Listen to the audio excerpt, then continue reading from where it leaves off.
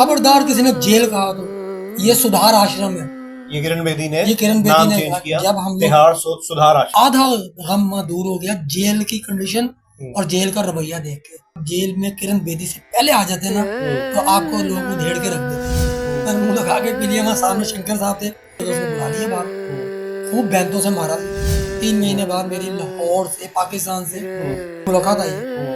मुलाकात करने गया था मामू थे पता, क्योंकि मेरे लिए तो भाई यहाँ पे खत्म भी हो गए थे। कोई कह रहा है कि यार किसी बाबे से पूछो, खातून जज थी, आप 3,000 रुपये जमा करवा दीजिएगा, आपकी सजा खत्म हो जाएगी, आपको पाकिस्तान भेजने की जिम्मेदारी। अटारी बॉर्डर तक छोड़ के गए ट्रेन में, उसके बाद वहाँ से फिर मुझे बागे तक लेके आए।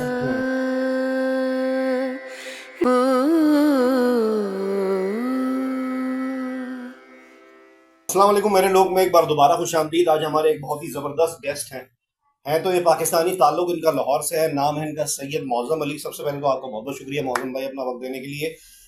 हम इनका इंटरव्यू क्यों कर रहे हैं? मौज़म भाई भारत में 90s में 93 94 की बात है, भारत की बदनाम ज़माना दिल्ली की तिहाड़ जेल, जिसका क़याम 1958 में हुआ था और अब तो रिसेंट पास्ट में बहुत ही मुतनाज़ा जेल है वो, उस जेल में चंद महीने कैद रहे।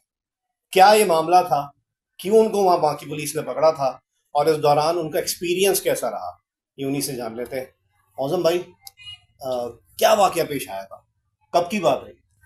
ये मेरे से 1993-94 की या 92 की बात है, सही तरह तो सन का याद नहीं, लेकिन मैं इंडिया गया था तो वीज़ा मेरा था तो असली, लेकिन उस वक्त कश्मीर का कुछ तनाज़ा चल रहा था, उसके चक्कर में उन्होंने मुझे ITO वालों ने जान के लेट किया। ITO क्या? ITO में इंदराज कराने जाते हैं ना। अच्छा, आप दिल्ली में मौजूद थे उस वक्त? जी, दिल्ली में इंडिया गया, जाने के बाद मैंने वो वीज़े के लिए गया, जमा कराने के जी मैं एंट्री देने कि मैं आ गया हूँ, मैं आ गया। उन्होंने मुझे पकड़ के कहा कि आप कल आइएगा। कल जब गया तो उन्होंने पकड़ के ना अंदर बुला लिया कि आप अंदर आए। मैं उनके रूम में जाके बैठ गया। उन्होंने कहा जी आपको हम कस्टडी में लेते हैं क्योंकि आपका वीज़ा जाली है। अच्छा। अब मेरा वीज़ा जाली था नहीं, मुझे पता था। मैं मुतमईन रहा, मैंने कहा जी आप मेरा तसल्ली कर लें, मैं पहले भी इंडिया 3-4 मरतबा आया हुआ हूँ, मेरा वीज़ा पहले भी लगा हुआ है। उन्होंने कहा नहीं आप बैठे। बैठा लिया, 3-4 घंटे ज़ाया किए। कोई 2 बंदों का बैच आया, उन्होंने मेरे से सारे इंटरव्यू वगैरह किए, लिखत पढ़त की। फिर 2 बंदों का बैच आया, शाम हो गई। इतनी देर में जो मेरे को पकड़ा हुआ था जिन बंदों ने, पुलिस वालों ने, उन्होंने कहा, मैंने कहा यार मुझे वॉशरूम जाना है, तो मुझे वॉशरूम कराने लेके गए। तो उनमें एक आदमी जो था ना, 2 बंदे थे वैसे पकड़ने वाले, लेकिन एक आदमी मुसलमान था, सलमान खान नाम था उसका, एक आदमी था रघुनाथ। मैं जाहिर सी बात है कि डर गया, रोना शुरू कर दिया। जितनी देर इंटरव्यू दिया, मैं उस वक्त तो सर कुआरा था, तकरीबन मेरी उम्र कोई 28 साल होगी। सही 20s में थे अपने जी। तो मैंने उससे कहा, मैंने कहा यार मुझे एक बात बताओ कि मुझे आपने छोड़ना है या मुझे मार देना है, क्योंकि मुझे ये तो पता ही नहीं था ना कि मैं वापस पाकिस्तान जाऊंगा या नहीं जाऊंगा। अब और हालात हैं। उसने कहा यार आप यहाँ करने के आए हो, ये बताओ, सही से बताना मुझे, मैं आपके साथ बहुत हेल्प करूंगा। मैंने कहा भाई मैं यहाँ पे इसी तरह कपड़ा लेके आया था, सोना लेके आया था, सिर्फ विजिट करने आया था। मेरी वालदा वगैरह कराची गई हुई, मैंने शादी में जाना था, कोल्हापुरी चप्पलें लेनी थी, साड़ियाँ लेनी थी, इस चक्कर में मैं यहाँ आया हूँ। और मेरा कोई यहाँ पे अमल दखल या कोई और मेरा कोई शौक नहीं है। वो बड़ा थोड़ा बदतमीजी से बोले, उन्होंने कहा यहाँ पे आप लोग शराब पीने आते हैं और दूसरे काम के लिए आते हैं, झूठ बोल रहे हो। मैंने और लापरवाही से रोना शुरू कर दिया। मैं कहा अब तुम मर गए। वो खैर वो उन्होंने कहा यार अच्छा आप ये बताओ कि वो पैसे कितने। मैंने कहा जी मेरे पास होटल चलें तो मैं आपको बताता हूँ। किस होटल में रुके थे आप दिल्ली में? मैं होटल में ठहरा था, शायदा गेस्ट हाउस में। शायदा गेस्ट हाउस। वहाँ पे उन्होंने कहा अच्छा अभी आप मेरे साथ वापस चलें, जब जो आपका इंटरव्यू ले रहे हैं आदमी, वो जब आपको भेजेंगे ना तो आपने उन्हें पैसों का नहीं बताना, हम आपको लेके जाएंगे, आपकी सारी रिकवरी करनी है, तो फिर हम आपको बताएंगे छोड़ना है या क्या करना है। मैंने कहा मेरी पाकिस्तान बात करवा दो। मैंने कहा हम आपकी बात भी करवाएंगे, आप अभी यहाँ से वापस चलें। वापस अपने उधर दफ्तर में लेके गए, वहाँ जाकर उन्होंने बिठाया, कहा यार इसके पास कुछ बरामद नहीं हुआ। 12 ये जिस होटल में ठहरा हुआ, वहाँ कह रहा है कि जी मैं आपकी वहाँ ले जाके ना कुछ सामान है तो वो मैं आपको बरामद कराता हूँ। अच्छा। मैं उन्हें वहां लेके गया, यकीन करें वो इतने हक्के बक्के हो गए, एस्ट्रे के नीचे पैसे रखे हुए थे, बाथरूम में मेरा ट्राउजर टंगा हुआ था, उसमें पैसे थे, नीचे जामा मार्केट में मैंने, मार्केट का सदर है उसके आगे मैंने कुछ कपड़ा बेचा था, उसने पर्ची दी हुई थी, मैंने कहा था मैंने कल वापस जाना है, तो वो पर्ची मेरे पास थी, उसने कहा जी आपको कल पेमेंट मिल जाएगी, ठीक है। वो पैसे मैंने जेब में डाले और मेरी जेब में एक जीन की पैंट मैंने पहनी थी, सोने की चैन मैंने 2 तोले की जेब में रखी हुई थी कि मैं सुबह जाते हुए ये बेच के तो वहां से चांदी की चेन मिलती है, वो वहीं पे दिल्ली में अचार के डब्बों के अंदर पैक करके देते हैं। अच्छा। फाजिल भाई है चश्मे वाले, वो बड़े मशहूर है। ये ओल्ड दिल्ली की बात होती है, पुरानी दिल्ली। हाँ जी, जामा मस्जिद। जामा मस्जिद। तो उन्होंने कहा जी ठीक है। जब वो वहां पे जाकर उसने पैसे पूछे देखे तो उनकी जी अकल दंग रह गई, उन्होंने मुझे साफ कहा, उन्होंने कहा यार देख ये तेरे पैसे हम बरामद नहीं करवाएंगे, उन्हें जमा नहीं कराएंगे, तेरे से एक वादा करते हैं। फिर उन्होंने अपना नाम बताया था मुझे कि जी मैं सलमान खान हूँ, मुसलमान हूँ और मैं तेरी पूरी हेल्प करूंगा। दूसरा रघुनाथ था, उन्होंने कहा यार ये हम दोनों का कांस्टेबल थे, दोनों कांस्टेबल थे। अच्छा।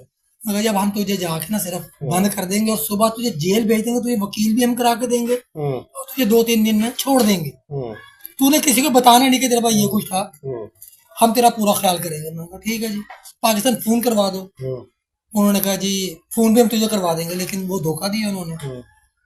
जब सामान चीजें तुझे लेके आ गए, उन्होंने लिखत पढ़त कराई 23,000 रुपए सिर्फ, जबकि मेरे पास तकरीबन 90-95,000 कैश था, सामान की पर्चियां थी। जब वो लिखने लगे ना 23,000, तो मैंने उनसे कहा यार 23,000 आप कह रहे हो, मेरे पैसे तो ज्यादा है। उसने कहा चुप रहो, छूटने तूने या तुझे बंद करे, तेरा पता भी नहीं लगेगा कहीं। और मैं कहा यार मुझे आप ये बताएं, आपने मुझे छोड़ दें, मैं आपको थोड़ा सा कुछ और भी दे देता हूँ। मुझे कहा बताओ। मैंने चेन निकाल के दे दी सोने की। मैं कहा यार ये भी है। वो दोनों बंदे जनाब वो तो हक्के बक्के रह गए। मैंने कहा यार ये तो अगर हमें पहले देता ना, हम तुझे यहीं से छोड़ देते, भेज देते, जितने पैसे तूने दे दिए। बहरहाल वहां तक तो मुझे इतनी समझ नहीं थी, अब समझ आई है। जब मैं जेल चला गया, उन्होंने मुझे रात को हवालात में रखा, सुबह जेल भेज दिया। जब जेल गया, यकीन करें कि मेरा आधा गम दूर हो गया जेल की कंडीशन और जेल का रवैया देख के।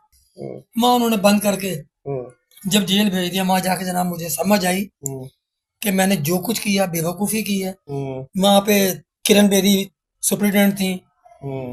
8-10 दिन तो ना मैंने रो रो के गुजारे कि वालदा मेरी ने पहले ही कहा था कि आप कश्मीर के लगते हो, रंग गोरा है तुम्हारा, इंडिया नहीं जाना। क्योंकि मैं 5-6 दफा पहले जा चुका था और इतने हालात खराब नहीं थे जैसे आजकल है।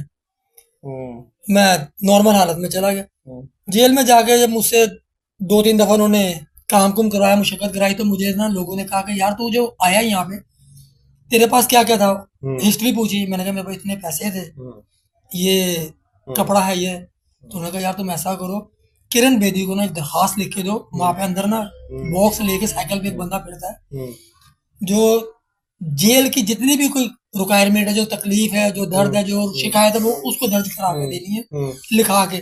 उस पे किरण बेदी फौरन इक़दाम करती है और आपको पूरा प्रोडक्शन देगी। आपने किसी भी मुल्क के फोन करना है, वो आपको फोन करा के देंगी।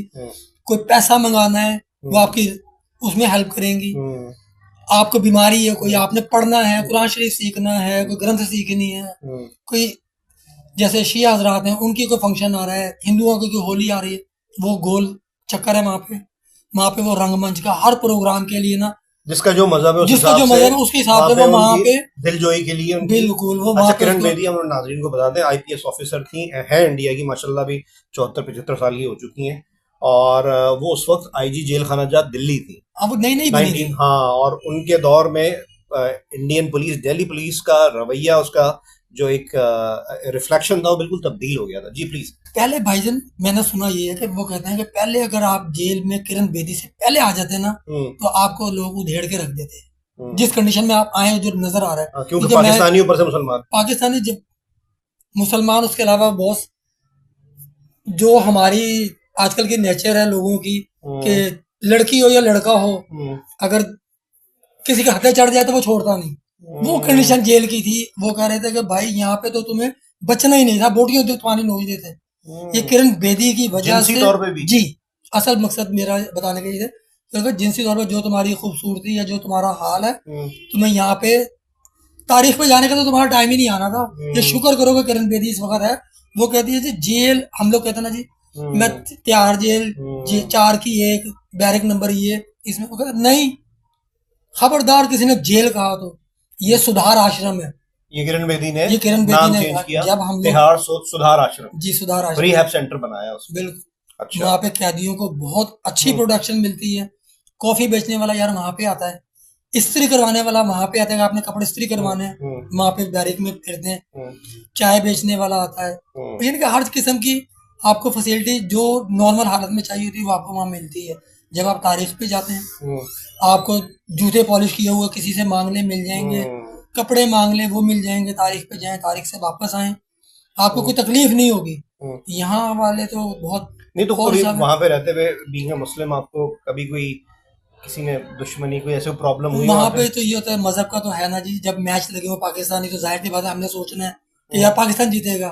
वो इंडियन जो जेल में किसी ने मारा पीटा, कभी कोई ऐसा वाकया हुआ? जेल में मारपीट का तो नहीं हुआ, लेकिन थोड़ी सी तौर पे ये होता है कि जी आप मुसलमान हैं, हमने पानी पिया या हमने कोई ऐसी चीज की कि यार जिससे दूसरे का बर्तन है उसमें मुंह लगा लिया, वो दूसरा हिंदू है, उसने कहा यार तुमने हमारा बर्तन पलीद कर दिया। हुआ आपके साथ? ये मेरे साथ हुआ है। क्या था? मैं किचन में था, रोटियां पकाने के ना ड्यूटी लगी हुई थी। अच्छा। पसीना, गर्मी बहुत ही पसीना आ रहा था, मैंने 7 जग रखा हुआ था पानी का, मैंने उठा के जग को, भाई हम लोग सीधी बात है पाकिस्तानी हमारी तलब तभी पूरी होती है जब हम मुंह लगा के पी लें। लोग पीते ऊपर से मुंह करके, मेरी तसल्ली नहीं थी, मैंने मुंह लगा के पी लिया। वहाँ सामने शंकर साहब थे, वो इंचार्ज भी थे वहाँ के, हमारे पट्टेवाल जिसे कहते हैं वो भी थे। उन्होंने देख लिया, खामोश रहे। जब गिनती शिनती बंद हो गई सारे अपनी जगह पे चले गए, उसने बुला लिया बाहर, खूब बैंतों से मारा जी। सामने एक और दोस्त है वो पाकिस्तानी, जैसे हमारे यहाँ पे पहलवान है रुस्तम जमा जारा वगैरह सुहेल, दूसरा वहाँ पे अकरम पहलवान था। अच्छा। उसने देखा, उसने कहा मैं वो कैद था वहाँ पे, वो कैद था वहाँ। अच्छा। उसने देखा, उसने कहा जी, और बैरकें वहाँ पे बहुत बहुत बड़ी है, मैं देखो इधर आ, इसको क्यों मार रहा है? वो ऐसा जबरदस्त वाला बंदा था कि वो सुपरिटेंडेंट के पीछे, डिप्टी के पीछे डंडा लेके भाग जाता था, क्योंकि वो पहलवान एमपीए का भाई वो था बेटा, अकरम पहलवान जो शन्नू पहलवान का बेटा था। सही है। उसे उसके बाप ने खुद ही पकड़वाया था। सब हम लोग को कैद काटने के लिए भेजा था कि यार 4-6 दिन ऐसे नजरबंद कर लो, इलेक्शन चल रहे थे। उसने कहा यार मैं इसी तरह यहाँ पे आया हूँ, मेरा बाप नहीं बंद करवाया, लेकिन टेंशन ना ले। अच्छा, आपके घर पे खबर कैसे आई? मेरे घर पे सर खबर उन्हीं लोगों की वजह से ना, फिर मैं तो पहले मरा हुआ था ना, फिर उन्हीं लोगों की वजह से जिंदा हुआ। उन्होंने कहा यार जो तुम्हारे पैसे इन्होंने खाए वो भी इसको लिखो, दरखास्त है पूरी, किरण बेदी को दरखास्त लिख के दो कि जी मेरे इतने पैसे थे, ये ITO वालों ने खाए, रघुनाथ का नाम भी दो, सलमान का नाम भी दो, और अपने पैसे वापस मंगाओ, और उन्हें कहो जी हमें वकील करके दो। जो जेल का वकील ये करा के देगी ना, वो तुम्हें फुल प्रोडक्शन मिलेगी। और एक वहाँ का SS होरा वकील है जो तमाम कैदियों के लिए ना बहुत सहूलत देता है, बड़ा मशहूर वकील है। अच्छा। या अगर आपके पास कोई पैसों का रेंज होता हो तो आप उस वकील को कर लो। मैंने कहा जी आप जैसे भी समझते हैं, क्योंकि मुझे तो पता नहीं, मैं तो आपने दरखास्त लिखी, मेरी दरखास्त एक बंदे ने लिखी थी और आपने डब्बे में डाल दी? नहीं, मेरी बदकिस्मती ये देखें, मैंने दरखास्त लिखी, लिख के डब्बे में डालने का टाइम आया, इतने बजे आपकी मुलाकात आई है। मैं 3 महीने तो वहाँ पे ना बे यार मददगार रहा। 3 महीने बाद मेरी लाहौर से, पाकिस्तान से किसी के जरिए ना इन्हें लोगों को, घर वालों को पता लगा था, वो चेक करने के लिए आए। मौजूद अली, हाँ, मैंने कहा जी सब जेल वाले खुश हो गए, यार तेरी मुलाकात आई है। मुलाकात करने गया था, मामू थे, उन्होंने कहा जी मैंने तेरा, वो पाकिस्तान से आया उन्होंने मुझे, जनाब आप समझे कि मैं मरा हुआ जिंदा हो गया, क्योंकि वहां तो जेल में या बंद कमरे में आप अपने आप को महसूस करें कभी कि कमरा बंद हो जाए और आपको उम्मीद हो गई खुलेगा नहीं, आप मौत तसव्वुर करेंगे। मैंने उन्हें देखे जी मेरी तो जिंदगी बन गई। मैंने कहा मामू आए तो चलो, उन्हें मैंने बताया, मैंने कहा यार इस तरह मैंने दरखास्त लिखी उन्हें देनी। उन्होंने कहा किसी को दरखास्त देने की जरूरत नहीं है और किसी से कुछ कहने की जरूरत नहीं, मैंने वकील भी तुम्हारा कर लिया है, वकील को दरखास्त तुम्हारी चली गई है, तुम्हारी इस पेशी पे ना जमानत हो जाएगी। मामू ने जनाब वहाँ पे जब मुझे तसल्ली दे दी तो मैंने वो दरखास्त नहीं दी, वो मेरी बदकिस्मती थी। अगर मैं दे देता तो बहुत बेहतर हो जाता, मैं उनके आसरे पे रह गया। खैर वो वकील उन्होंने करवा के जो दिया था, वो मैं जब तारीख पे गया था, वकील ने जमानत वगैरह करवाने के लिए दरखास्त दी। उन्होंने कहा जी आपकी जमानत नहीं होगी, आपका केस बरी होगा, ठीक है, आपको जुर्माना होगा और आप बरी होंगे। इतने में जो सलमान साहब थे ना, उन्होंने अपनी इंसानियत निभाई थोड़ी सी, उन्होंने SS होरा वकील को ये सारी कंडीशन देखते हुए करवा दिया था। सलमान कौन? ये जो ITO का दफ्तर का बंदा था, अच्छा, पुलिस वाला, जिसने- जो मुसलमान था। अच्छा अच्छा अच्छा। उसने कहा जी मैंने आपको वकील करा दिया, उसे 7,000 रुपए मैंने दिए हैं, हम्म, वो आपका केस लड़ेगा हम्म, और आपको बरी करवा के पाकिस्तान भेजने तक की मेरी जिम्मेदारी है। हम्म, मैंने वो किरण बेदी को दरखास्त रहने दी। हम्म, उन्हें महीने 2 महीने में मुझे तारीखें भुगतता रहा, इतने में मुझे सजा हुई, हम्म, 2 महीने की सजा हुई, हम्म, केस फारिग हुआ। हम्म, तो पता ये चला कि हम्म, उन्होंने, हम्म, जो SS हो रहा वकील है, उन्होंने मेरी पैरवाई की है, इंडियनों ने। हम्म, और जो मेरे अपने वकील साहब थे वो उसी की नकल लेकर हम्म, और वो उस पर कार्रवाई करते रहे, क्योंकि मामू तो पाकिस्तान आ गए थे, पैसे पूछ उसे दिए थे हम्म, जिन मैं छोड़ के आया हूँ। तो जिस बंदे का वो रेफरेंस दे के गए थे कि यार उसके पास जाना, वो तुम्हें पाकिस्तान भेजने का भी बंदोबस्त करेगा, सही है। उसके पास गया। उन्होंने कहा जी नहीं, बरी हो गए थे आप जेल से? हाँ, जेल से अच्छा। मैं बरी हो गया, सजा हाँ, वगैरह जो हाँ, हुई थी। उसके बाद उन्होंने कहा कि जी अगर आपने सजा खत्म करवानी है तो आपको जुर्माना अदा करना पड़ेगा, आपकी सजा खत्म हो जाएगी, और अगर आपके पास पैसे नहीं है तो आपको सजा 3 महीने मजीद काटने पड़ेंगे। वो उन्होंने मुझे 7,000 रुपये दिए कि जी आप अपनी सजा जो ना वो बरी करवा लें। सजा बरी करवाई, फिर जेल के अंदर ये मेरे साथ कोर्ट वालों ने रियायत बरती, हमदर्दी की कि वो पुलिस की नहीं मानते। वो मुजरिम जो भी हो, चाहे पाकिस्तानी हो, इंडियन हो, कोई भी हो, कैदी जो वो समझते हैं, जैसे कैदी समझते हैं, जो मुल्जिम होता है, जो मुल्जिम होता है उसकी वो लोग जो है ना सुनवाई करते हैं, उस पर यकीन करते हैं। पुलिस को वो कहते हैं पुलिस झूठ बोल रही है। सही। उन्होंने मुझे बुलाया, मैंने कहा यार मैं सांस का मरीज हूँ, तो आपने मुझे ये 3 महीने सजा दी और जुर्माना किया है, तो मैं सजा नहीं काट सकता, या मेरी गिनती कहीं ऐसी जगह पे काट दें जहाँ मुझे धुएं का सामना ना करना पड़े। वो वकील ने दोबारा मुझे बुलवाया, कोर्ट का टाइम तकरीबन खत्म होने वाला था, और उसके बाद बदकिस्मती ये थी कि कोर्ट का अगर वो दिन निकल जाता तो कोर्ट की 3 महीने की आगे छुट्टियां थी, मुझे 3 महीने पूरे करने ही पड़ने थे। सही। वो अगर उनकी मेहरबानी है, 40 नंबर कोर्ट में मुझे पेश किया था, खातून जज थी, उन्होंने मुझे दोबारा बुलवाया कि उसे लेके आओ जो दरखास्त उन्होंने दी। उनके सामने पेश हुआ, उन्हें रिक्वेस्ट की, उन्होंने कहा ठीक है जी आप 3,000 रुपये जमा करवा दीजिएगा, आपकी सजा खत्म हो जाएगी और आपका पासपोर्ट आपको मिल जाएगा, आपको पाकिस्तान भेजने की पूरी जिम्मेदारी है। सही।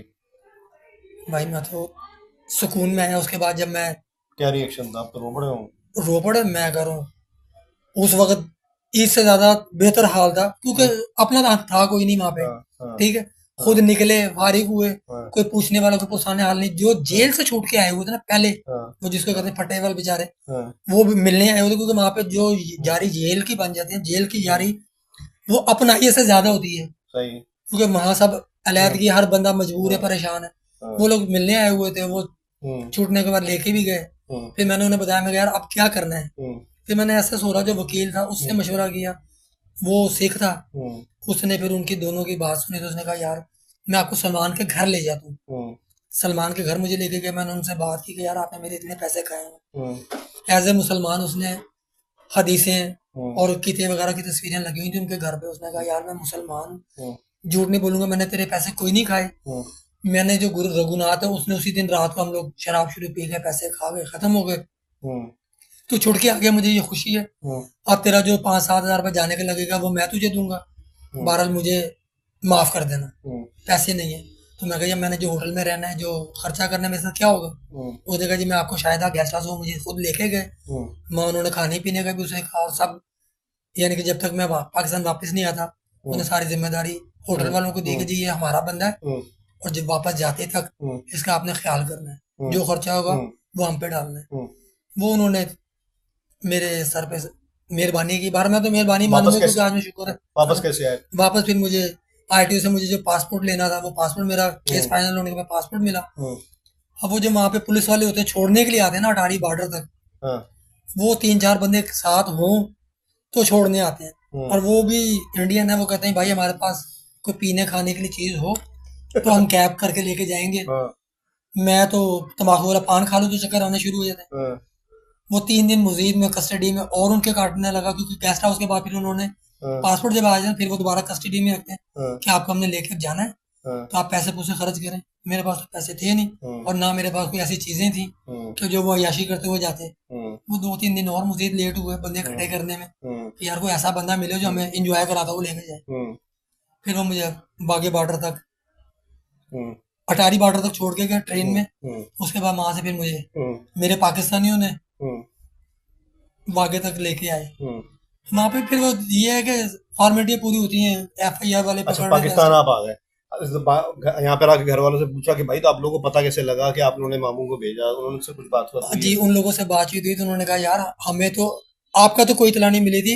एक जेल से ही बंदा आया था, उसने रेफरेंस दिया था कि यार इस तरह ये शक्ल का बंदा हमने देखा है। किसको रेफरेंस दिया? वो क्योंकि हमारा घड़ियों का काम था पहले ना। अच्छा। तो घड़ियों के पार्ट्स वगैरह इंडिया से आना जाना बहुत होता था, वो दोस्त वगैरह या वाकफ वगैरह दुकानदारी के सिलसिले में उन्होंने किसी ने देखा हुआ था, तो उन्होंने भाइयों को बताया। क्योंकि मेरे लिए तो भाई यहाँ पे खत्म भी हो गए थे और चिले भी काट लिए गए थे, समझने के वकील इंतकाल हो गया।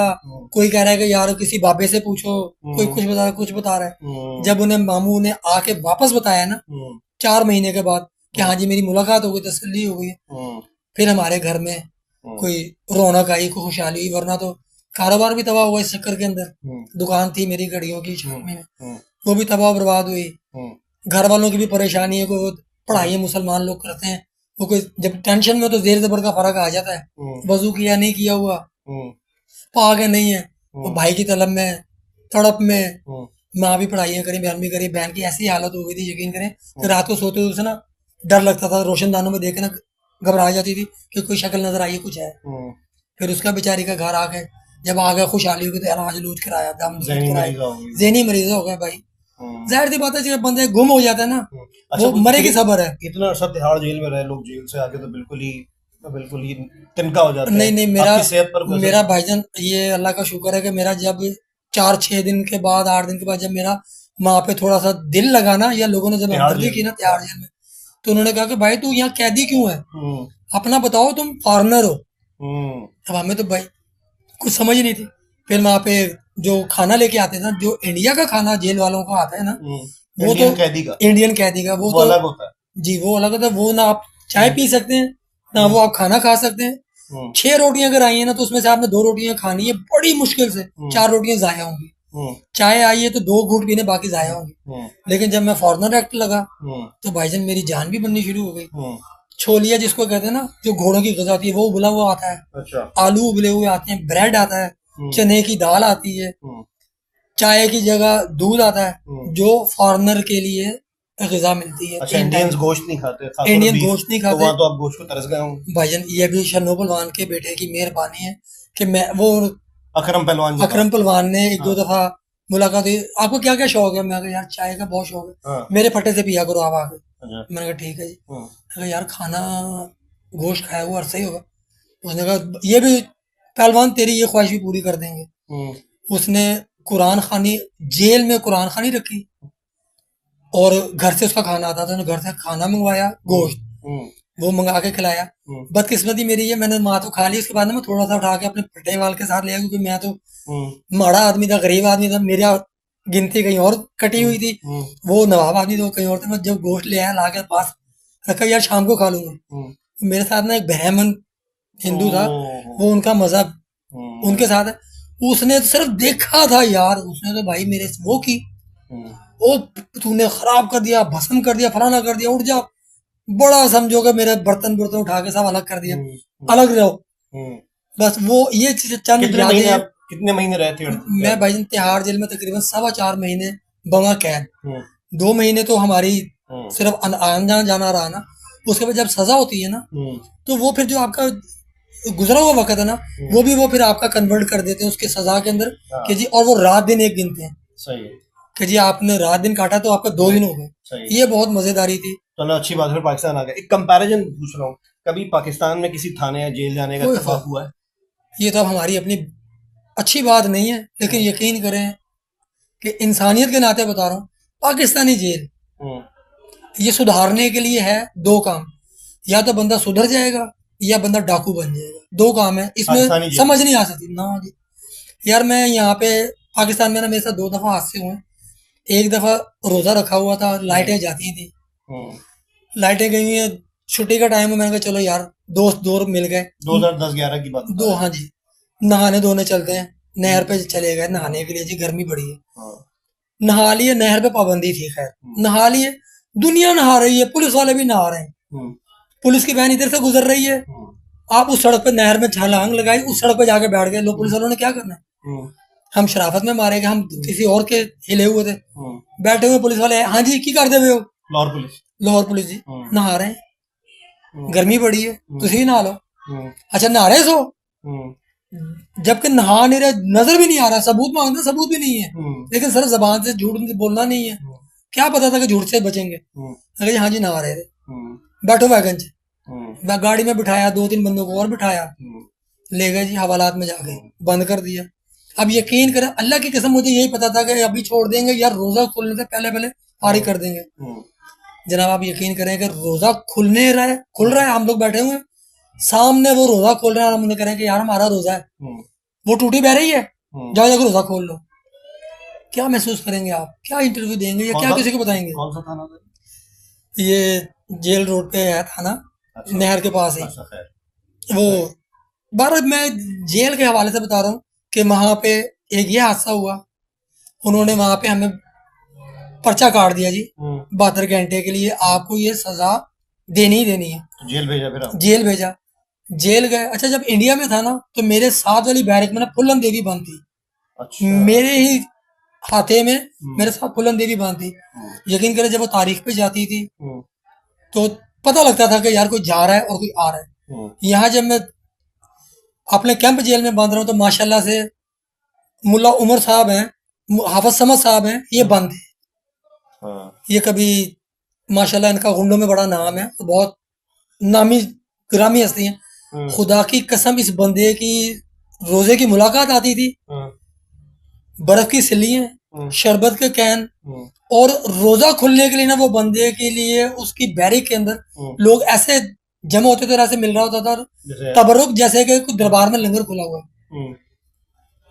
72 घंटे काटे, जब छूट के आए तो महसूस हुआ कि यार पाकिस्तानी है, हम लोगों में इंसानियत ज्यादा है, हम लोगों को हमदर्दी ज्यादा है, हम लोगों को दीन का ज्यादा समझ है, उतने ही हम लोग उसका उलट है। ला 3 दिन जो पाकिस्तान 72 घंटे काटे, और वो तिहाड़ जेल के वो तिहाड़ जेल आज भी नहीं मुझे भूलती, वो तिहाड़ जेल आज भी नहीं। आप मुझसे पूछ रहे हैं ना, तो यकीन करें कि अगर जो बंदा इसके बारे में सुनेगा या देखेगा ना, उस दौर में जाएगा तो वो कहेगा यार ये बंदा वाकई ही तारीफ के काबिल था जो तारीफ कर रहा है।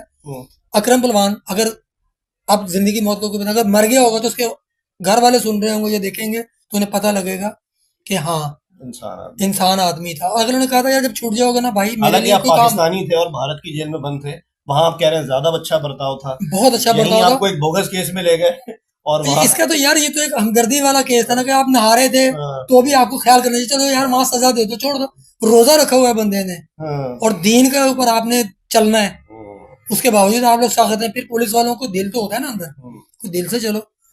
आप ये बताएं कि जेल में बंदा हवालात में बैठा हुआ आपको कह रहा है कि यार रोजा है, वो झूठ ही बोल रहा है, एक खजूर दे दो क्या हर्ज है। लेकिन माशाल्लाह से उनका रवैया ऐसा है, वो पैदाइशी पुलिस वाले हैं क्योंकि उनकी ट्रेनिंग बहुत अच्छी है, दीन को भी जवाब भी देना है यार। चले सैयद मौज़म भाई, बहुत बहुत शुक्रिया, आपने इतना ज़बरदस्त वाक़या शेयर किया और एक बेहतरीन सीख हमारे नाज़रीन को शेयर की, बड़ी मेहरबानी। बड़ी शुक्रिया। रे